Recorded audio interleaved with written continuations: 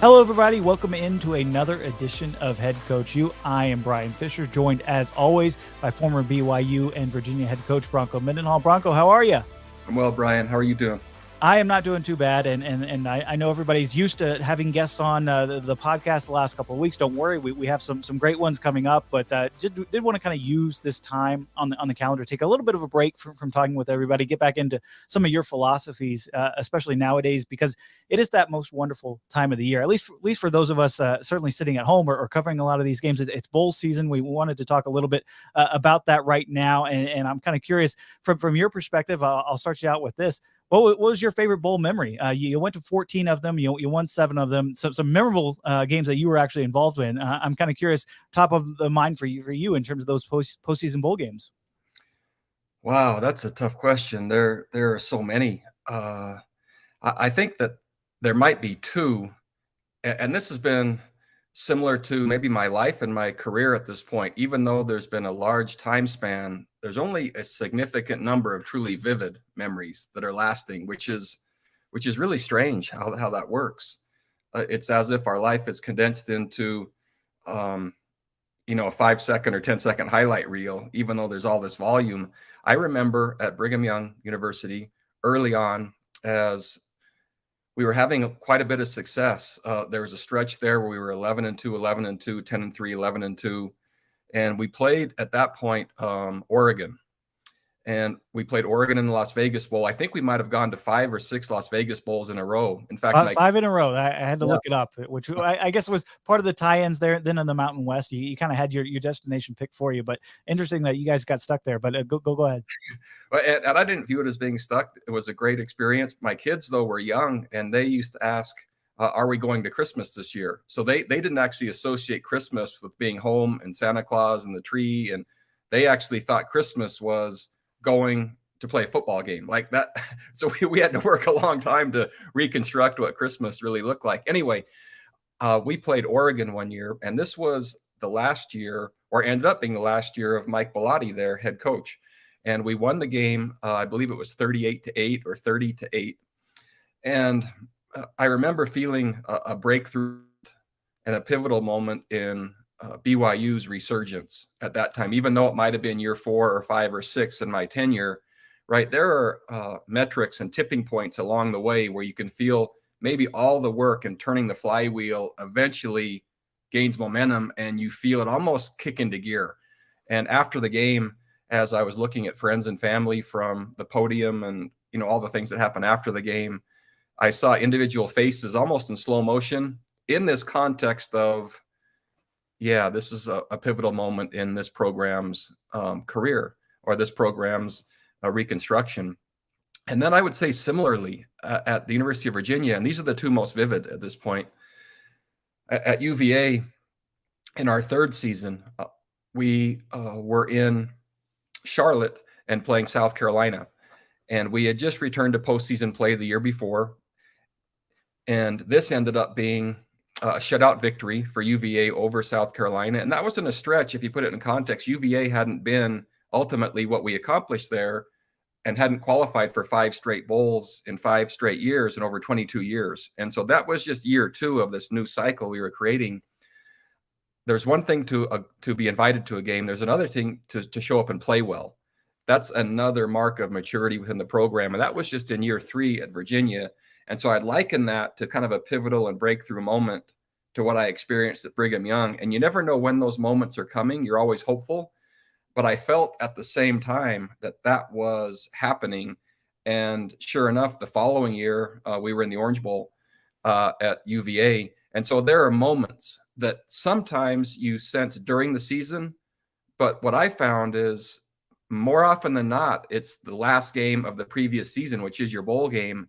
And now, and I'm sure we're going to talk about this, the number of things to manage in postseason play in today's world, in today's calendar, we could probably have 2, 3, 4, or 5 shows just about that. We definitely could, and we will get into some of that for sure. But I do kind of want to go back to that very first bowl experience that you had at BYU. I mean, you guys make it to the bowl game. It had been a while, for a couple of years since the Cougars had reached the postseason. You get to the Las Vegas Bowl. You're a first time head coach. What is that experience like? As you know, it's a brand new experience. Not only have you gotten through the season, but now you have this new kind of way of practicing, new kind of destination. You got to do a lot of media opportunities, a lot of things for your team to do there in Las Vegas. What was that whole experience like? Well, here's the part that you just touched on. That there's joy and elation, especially if it's a game that you were hoping and qualifying to work to achieve, right? Because there's different tiers. And when you reach a game that you might be representing your conference as champion, right? Or you might have a double-digit year win that qualifies you. There's a special significance that way, not to take away from just qualifying period, because any win is hard.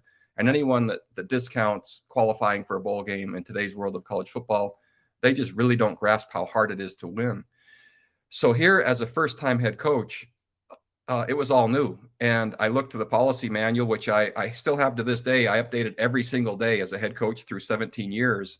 And I add new scenarios each time and document it like a journal and then develop policies for it. And here's one that I hadn't accounted for. And so certainly recruiting is going on at the same time.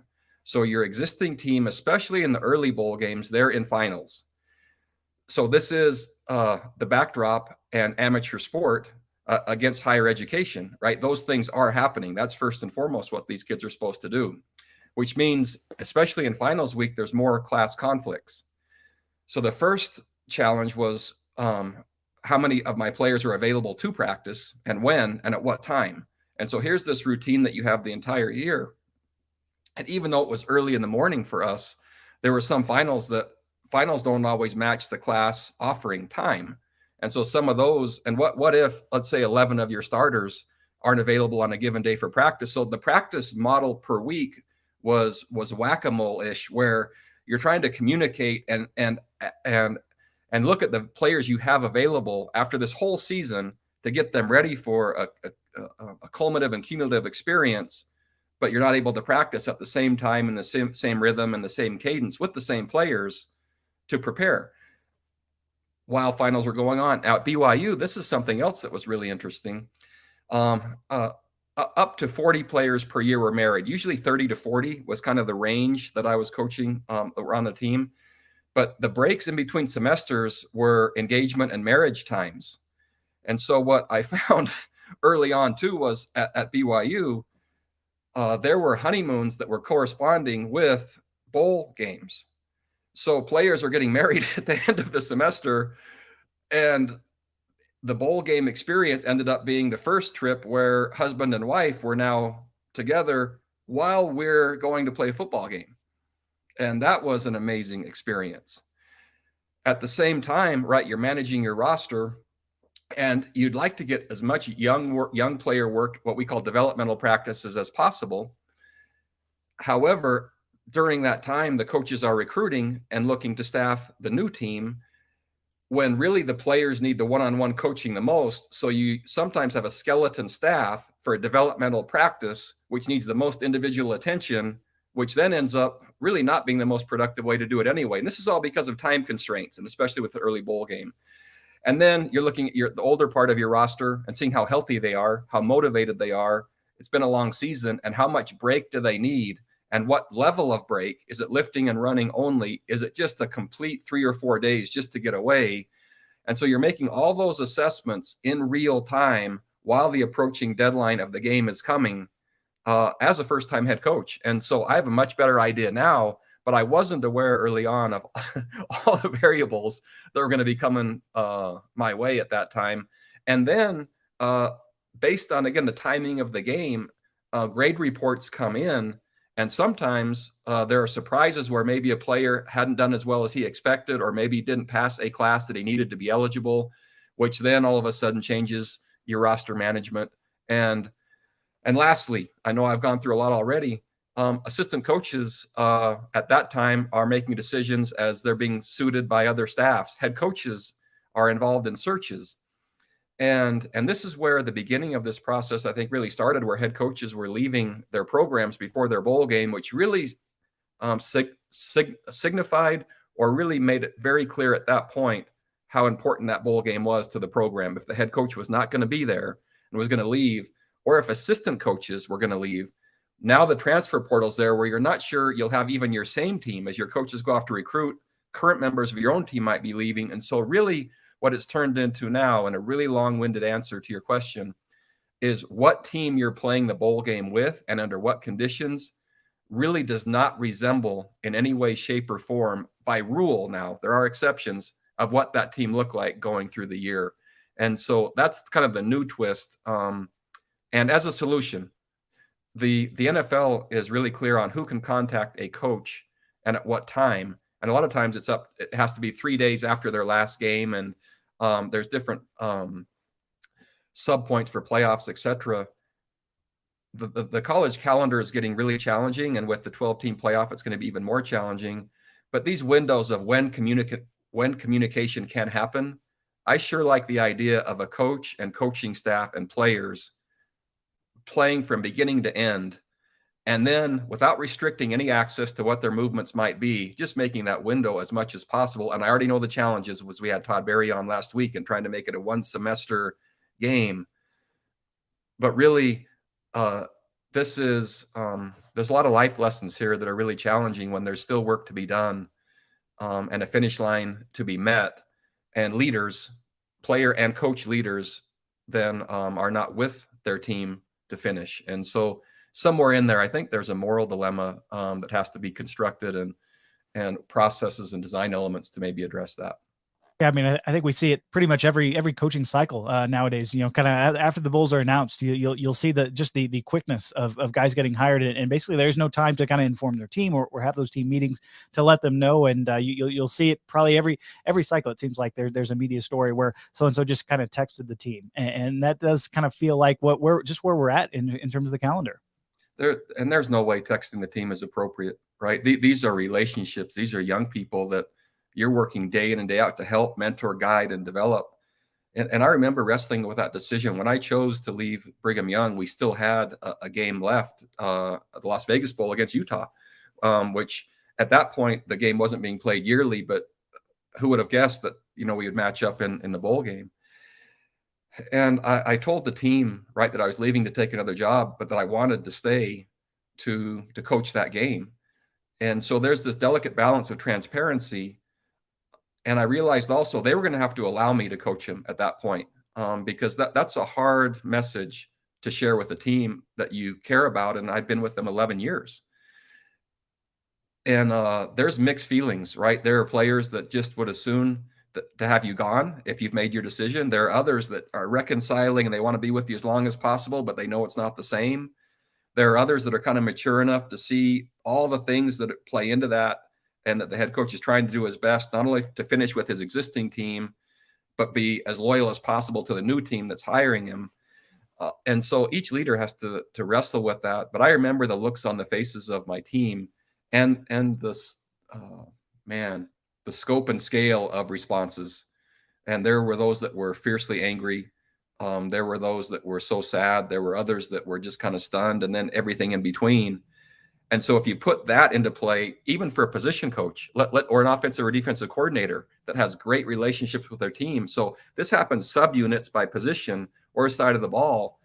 And then the thought for those kids that they play that game the same way, that's a lot to ask while they're going through, I would say, the grieving process and the readjustment process, when it's not the same, and you can't pretend it's the same.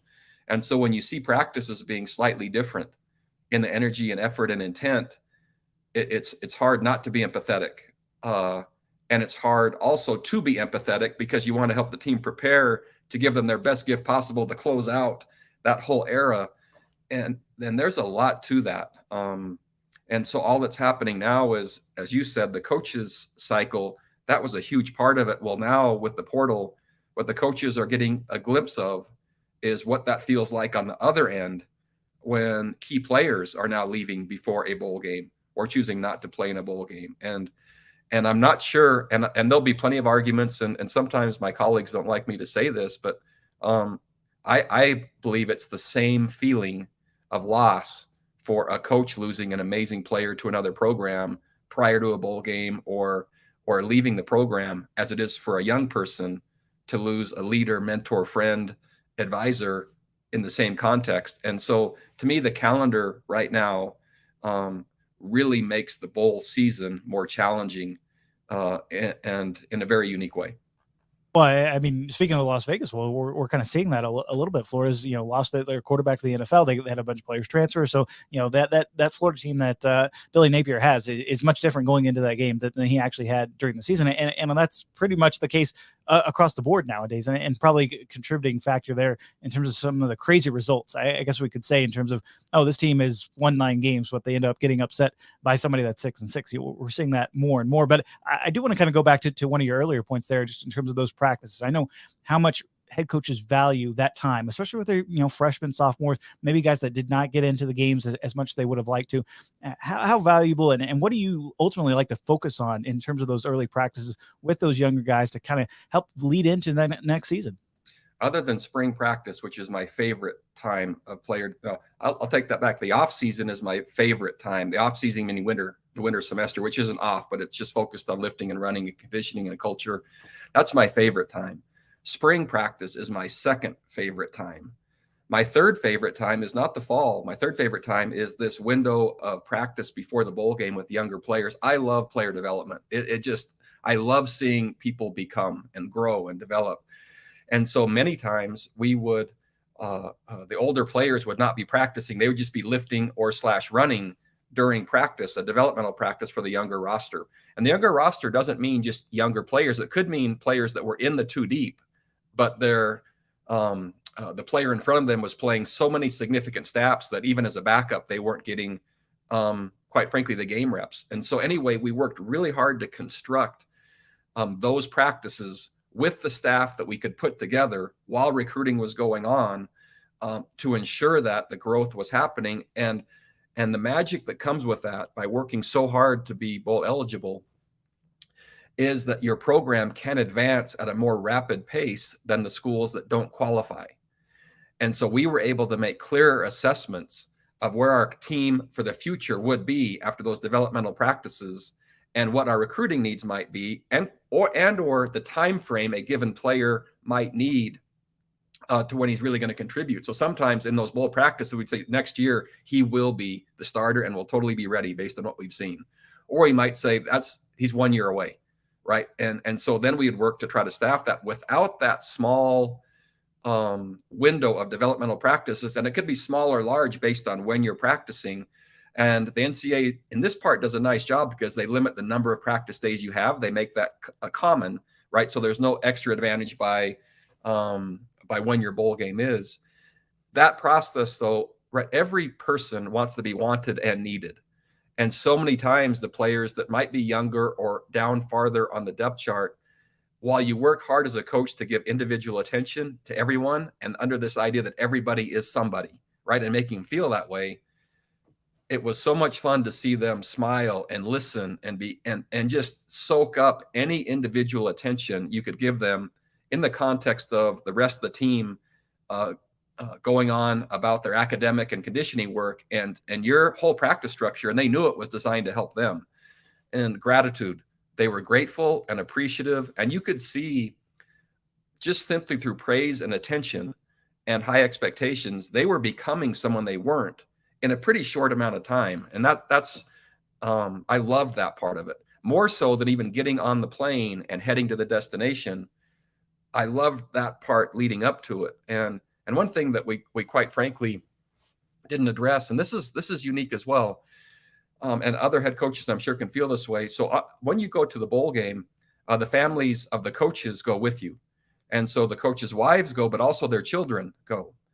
And so the team, normally when you travel to an away game, right, it's more of a SEAL team, special forces, it's just us unit. And now a lot of times there's multiple planes and the players are seeing coaches in a different light with their families, which is a good thing on the bus, but there's little kids and Cheerios and strollers and binkies and bubbies and teenagers on phones. And so the coaches, assistant coaches have a really unique challenge as well to help their own families understand that you're actually going to play the game. It's a reward for the family. And sometimes based on just the dynamic of your staff. Sometimes each family wants to view that and have it customized as their own recreational experience for the holidays when you're really going, again, with the idea to win a football game. And so that part, many head coaches have expressed to me, because you don't want to be the head coach curmudgeon of not allowing the families to enjoy the holiday season with their dad, who's been gone all year, and with the team and the players he's coaching. And yet it requires a really high level of maturity from not only the spouses, but the children of the coaches, but also the players, to then be able to, it's football time. Oh, now it's the activity time on a daily basis, right? So they have to turn the dial. It's practice, it's meetings, we're this way. And then you turn it the other way. And this is because each bowl has activities every day. And then you're racing go-karts, or you're swimming, or you're at an amusement park, or in a NASCAR car going around a track, 5 million miles an hour. And so there's this really unique challenge for all of us, grown-ups and players, to then be able to again, I would say, move the dial forward to maturity and focus, to backwards to recreation and leisure. And that oscillation so many times with a younger team is difficult and gets in the way of how you perform at the bowl game.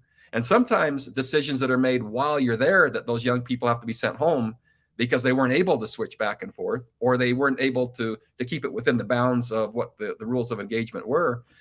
But sometimes the more mature teams, they have an amazing experience. They practice well, they play well, or they go to meetings and they're focused, and then they have the best time I've ever seen at the activities.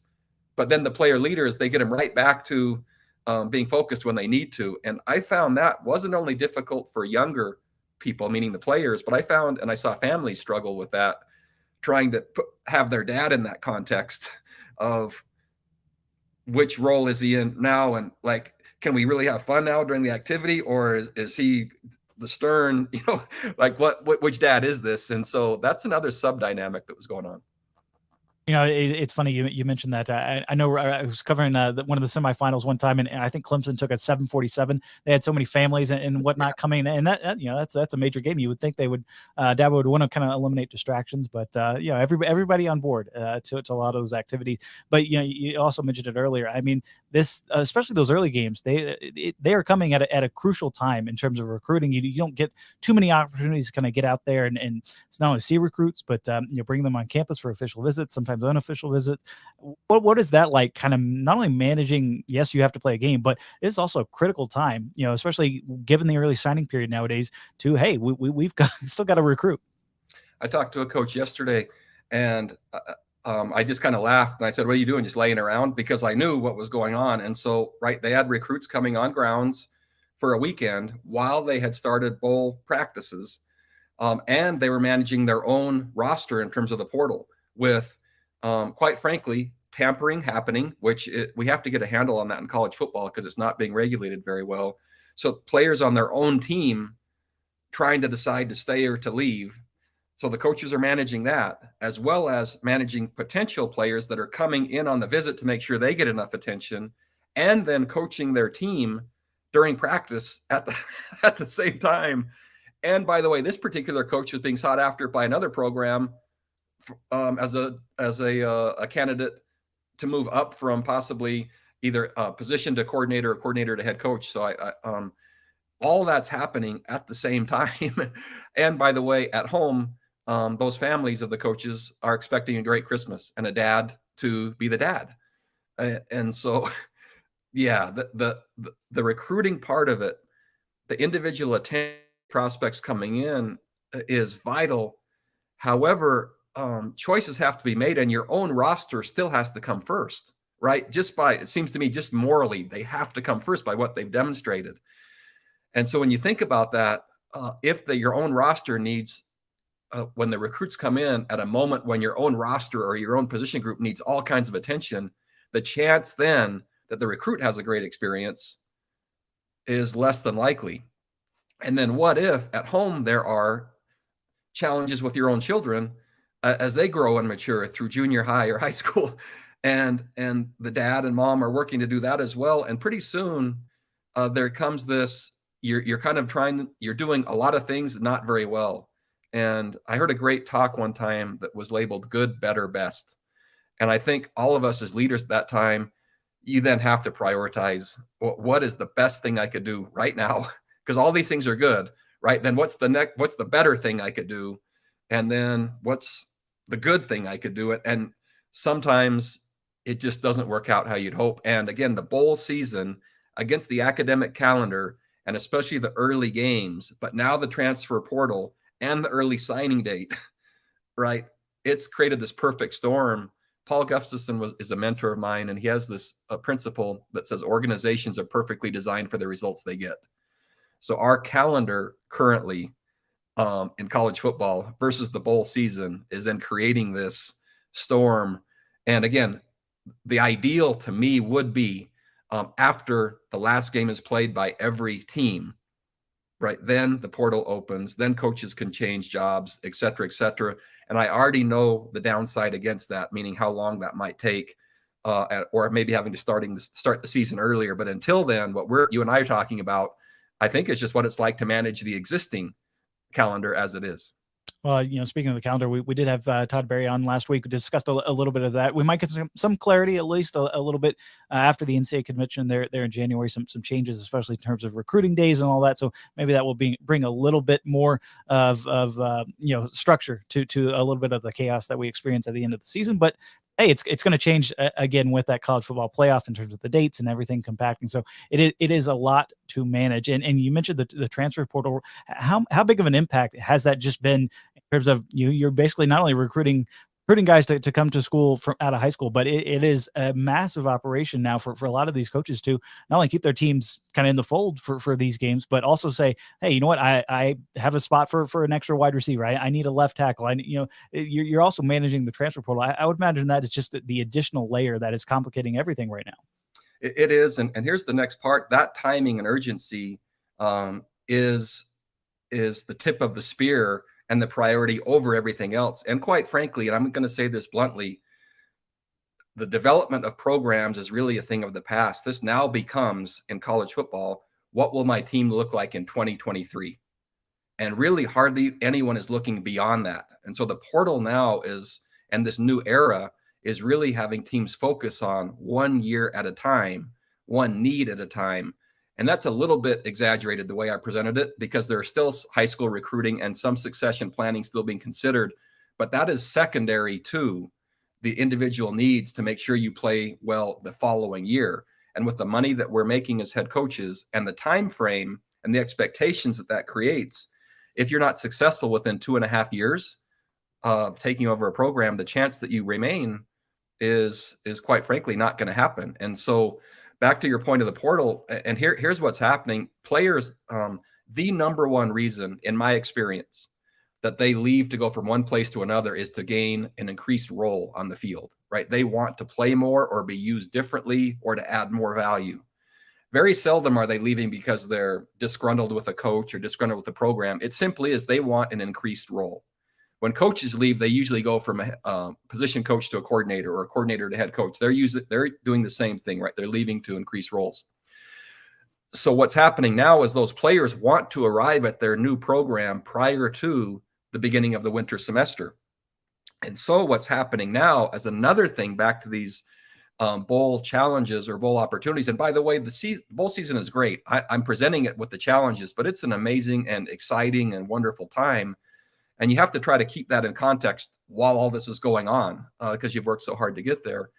But the players, when they transfer, they want to be there before the semester so they can be there for winter conditioning, have a great spring, establish themselves, and right, they're not transferring just to be in the program. They really want to make a difference. So what's happening now is many teams, I shouldn't say many, some teams, when a player in the portal has committed to them, right, and if the bowl game is a little bit later, those kids have a chance to join that team in bowl practices in preparation for, or to be around the team, right, to see what that new team is going to look like prior to them arriving and playing. And so there'll have to be some kind of rule education and tweaks along that way. But as you know, right, once a player practices with your program after he's transferred, right, that counts. He's now kind of locked in. And so it wouldn't surprise me to see that kind of trend happening where this push to embed and get the players as soon as possible into the bowl prep, even though they're coming from another team, just to cement the commitment. And again, rules education and how that and some of those modifications, right? Those have to be updated as you just keep going with what this new world looks like.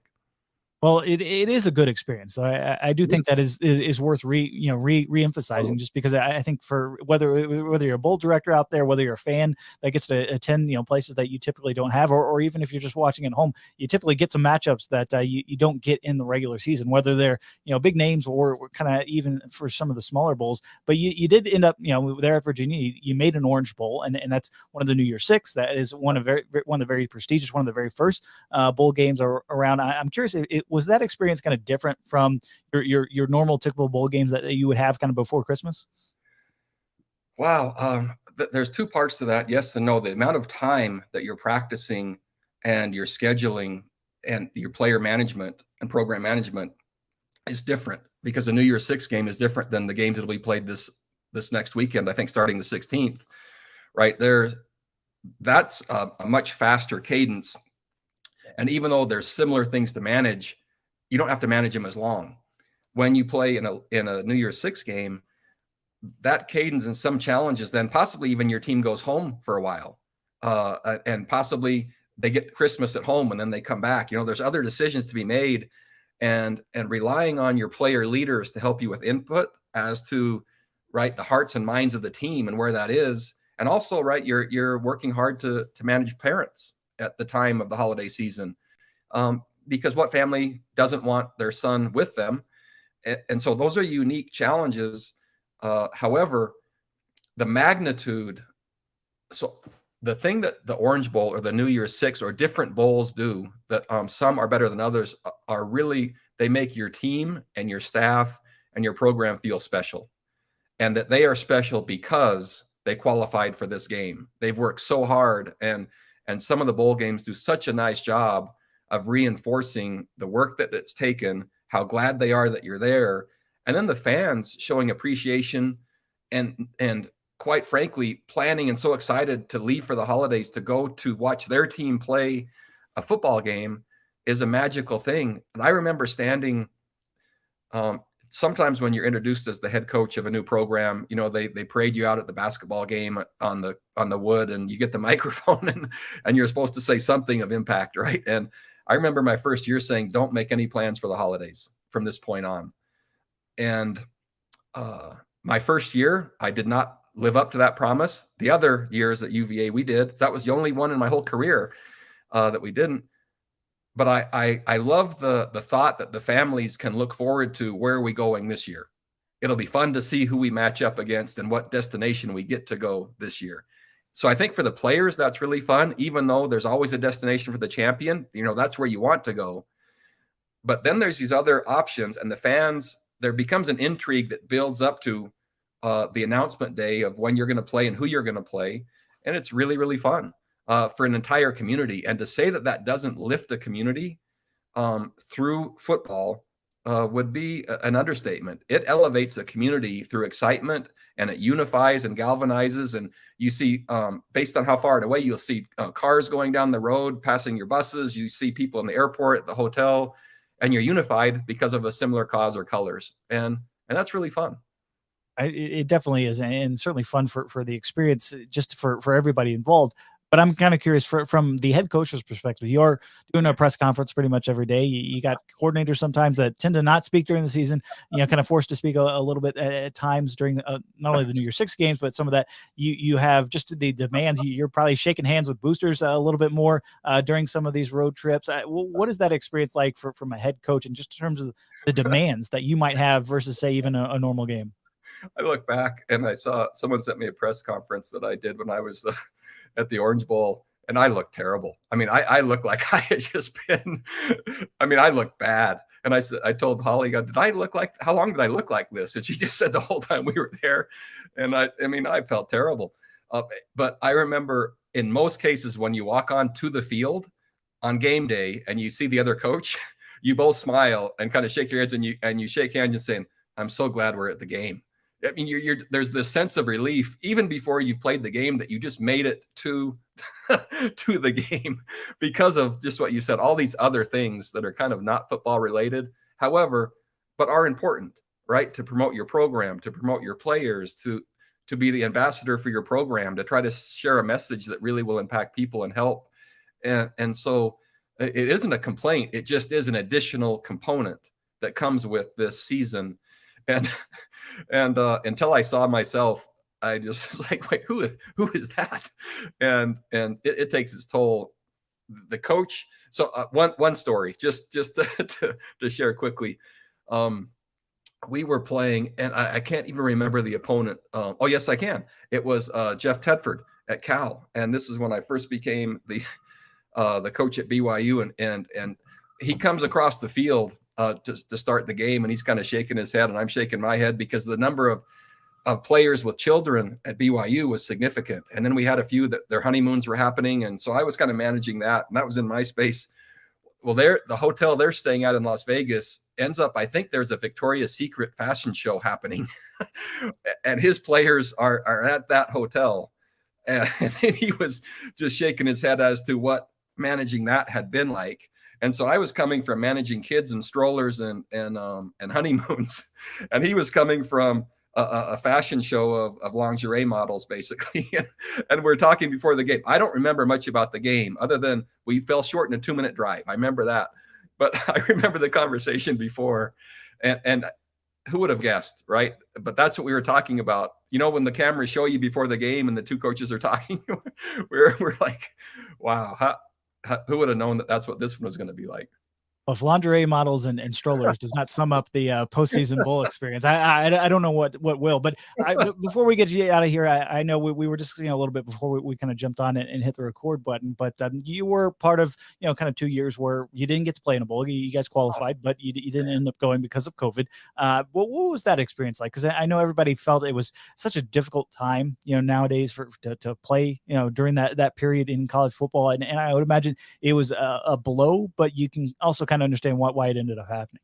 Wow. The COVID-19 year, first of all, I really didn't believe we should play football. When those decisions were being made, I didn't think we had enough information, and our team wanted to play. They asked me to coach them, and I agreed, and we qualified for postseason. But early on, it was expressed that they would get to choose how long we played, meaning they would get to choose if we played in a bowl game. And by the time we made it to the end of that season with all the protocols and the isolation and the testing and the different things that we were doing at practice to make sure everyone stayed safe, the team leaders at that point, and I allowed them, they said, "Coach, we've had enough. Thank you." And that was hard for me, but necessary to let them choose. I thought I let them choose whether we were going to play or not, and I let them choose how long we were going to play. And those were the conditions in which we operated. And there was part of me that didn't feel right because we didn't finish the season. But there's also part of me that felt empowered because these team leaders they knew what they were choosing and what it was. And they might choose differently now, as some of them have expressed, but the toll that the COVID-19 year, it's hard to underestimate what that really was like. And I was, in my heart, I was kind of hoping we would play just to finish that year, but I didn't make that known unless they asked me, because I wanted them to truly be able to choose. And then the next year, we qualify again for postseason. Our equipment truck is gone. We're getting ready to load buses, and the team's second to last test, roughly a third of our team comes with the Omicron variant. And so I'm meeting with my coaches, and we're saying who could play, which guys could go both ways, what positions can't we function. We had one quarterback left at that time, and we thought we might be able to play even with other players going both ways. And then the next test, basically another third of our team was wiped out. After really no issues the entire year, we're literally the day before the game, a day before departure, and the last two tests, 2/3 of our team. And we were still looking to, okay, we'll have maybe, 40 players. Who can play quarterback? Did anyone play quarterback in high school? Or, and so and ultimately there was a few positions we just did not have options, and we had basically a third of our team left, and we couldn't figure out a way to play a game. And so those two experiences We were set to play in Fenway Park, which was going to be really fun in Boston, and we're going to play SMU. And our team was looking forward to it, and I was looking forward to it. And it came out of nowhere, again, with hardly any issues that entire year, and the previous year managing it really well. And it just showed how fast. And so those two memories are, in a different way, every bit as impactful to me as the two I mentioned earlier. Yeah, I mean, you're not alone. I mean, a couple of ACC teams alone that same year, were ended up getting impacted and not having their bowl games played. So it is a fun time of year, though. I think for all involved, and as much as we did talk about some of the issues that I think the programs themselves face, when you get out to kickoff, that kind of all melts away, and we get to experience the kind of joy of college football, especially playing teams that we don't get to all that often. But Bronco, I appreciate the time. I know we got some great guests lined up in the next couple of weeks as well. But it's bowl season. Hopefully, you'll be even able to get off the ranch a little bit and stop roping as much as you have been, and actually tune in for a few of these bowl games. The one thing I do want to say just to finish is that I endorse the bowl game season, and I think it's a wonderful. Even though we were pointing out some of the things that were challenges. I think it's a great experience for programs, for families, for players, and I don't endorse that being restricted or limited. I think it's really healthy and vibrant. The purpose of this podcast was just to maybe point out some of the things that folks hadn't pull back the curtain a little bit to see what it's really like going behind the scenes until you get to kickoff. And but I love the season. I love the games. I love the matchups, as you're saying. And I think it's good for the development of young people. It's good for families. It's good for alumni. It's good for institutions. And it's just, I think, a really positive aspect of college athletics overall. I completely agree. I'll be at a couple as well, and it'll make for not only a fun month of December, but leading into 2023. Can't wait to see the kickoff for a lot of these games. Hopefully, like you said, we did peel back the curtain just a little bit. That's kind of what this whole podcast has been designed to do, and we'll have a few head coaches to kind of do that for their programs as well going forward. But for the former BYU and Virginia head coach Bronco Mendenhall, I'm Bryan Fischer. Thanks to our special sponsor, War Room. We'll catch you again next week.